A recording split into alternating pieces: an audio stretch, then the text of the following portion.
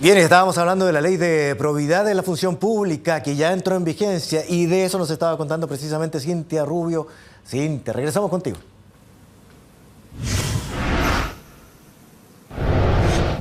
Sí, Claudia, ya estamos de regreso justamente para comentarles el detalle de esta ley de probidad para los funcionarios, una ley que, como lo decíamos, lo que intenta es justamente, entre otras cosas también, recobrar la confianza de los ciudadanos en las instituciones. Así lo dijeron los miembros del gobierno, pero también diferentes parlamentarios, tanto de oposición como del oficialismo. De lo que se habla aquí es, por ejemplo, mejorar la declaración de patrimonio de intereses, también de enajenar los bienes, de una ley que va a entrar en vigencia de forma periódica, hay que decirlo, porque evidentemente hay muchas cosas que cambiar en el aparato estatal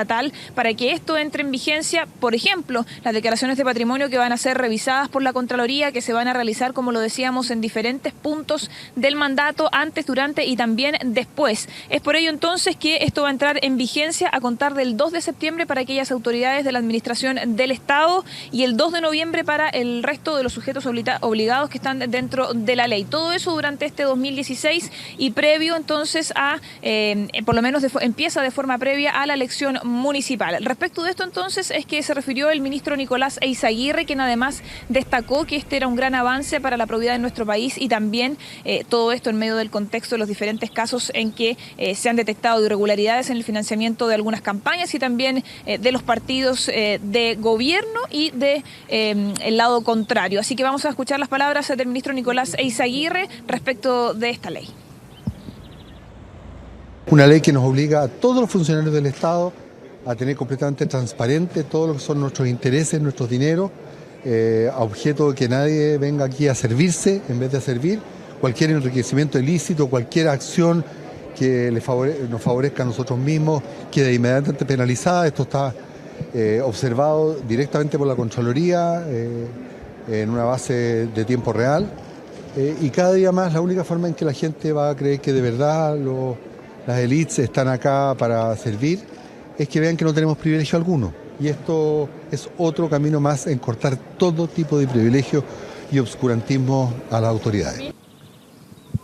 Bueno, mejorar los niveles de confianza de los ciudadanos en la clase política, que como lo sabemos se ha visto totalmente desacreditada durante los últimos meses a propósito de esta información que se ha conocido de casos como el caso Penta, como el caso SQM, también los vínculos con el caso Cabal, y allí, aún siendo de otra índole, también ha puesto en jaque a alguna de las autoridades de gobierno, ya sea de este gobierno, incluso del gobierno de Sebastián Piñera, con algunos servicios que estuvieron ahí relacionados. Es eso lo que pretende la ley de probidad, que además, entre otras cosas, yo les decía, tiene estas modificaciones a la declaración de patrimonio, donde, por ejemplo, ahora se debe incluir el patrimonio de los cónyuges, lo dice específicamente la ley, en el caso de que haya sociedad conyugal, aquí también hay que hacer especificaciones, y también en el caso de que esto no se entregue de forma oportuna, las multas que puede cursar la Contraloría General de la República son de alrededor de 50 UTM. Cambios que evidentemente son mejoras que fueron destacadas por los diferentes parlamentarios de todos los sectores, y hay que decirlo, a este lanzamiento no solamente llegaron miembros del oficialismo, sino que también de la oposición, porque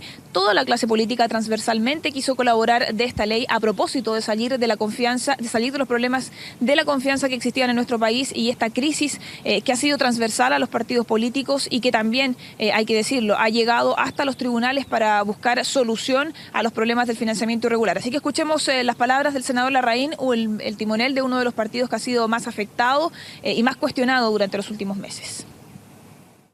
Yo creo que los financiamientos irregulares de campaña nos permitieron hacer no solamente un mea culpa, sino una revisión de las normas vigentes.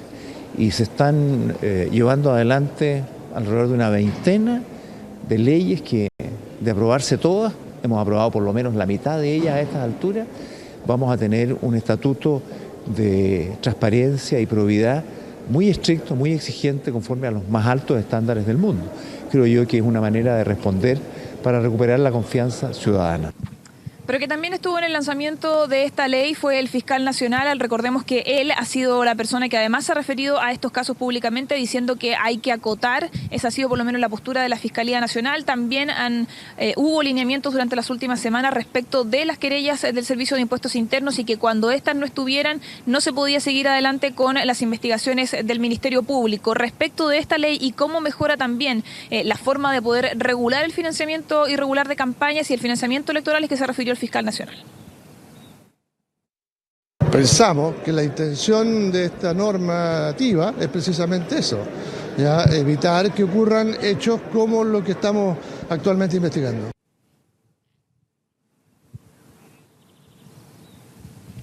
Bueno, lo último, Claudio, contarles que esta es una ley que, como lo decía, va a entrar en vigencia de forma gradual. Sí va a estar generando cambios ya para la elección municipal. Hay que decir que todo esto en medio de una agenda de mejoramiento que, entre otras cosas, también ha permitido que ahora sean los ciudadanos, por ejemplo, quienes denuncien cuando la publicidad de los candidatos sea puesta en lugares que no son debidos. Todo esto en el marco de la agenda de probidad, que lo que busca finalmente es resolver los problemas del cuestionamiento a la política. Lo último, mencionar que probablemente usted le van a mostrar algunos spots o publicidad como esta, que corresponde a explicar básicamente en qué consiste esta nueva ley para que la gente pueda entender cuáles son las medidas y también qué es lo que se puede aplicar en el fondo para que el ciudadano que ha expresado su descontento respecto a la clase política también tenga ahora la información correspondiente a los cambios que se están haciendo, Claudio. Bien, ahí está en todo. Tiene una finalidad de fondo que es precisamente lo que tú ya nombrabas y explicabas y es parte de lo que señalaban las autoridades también, que es tratar de recobrar la confianza en el ejercicio de la política en las diversas instituciones que la componen. Cintia, muchísimas gracias, que estés muy bien.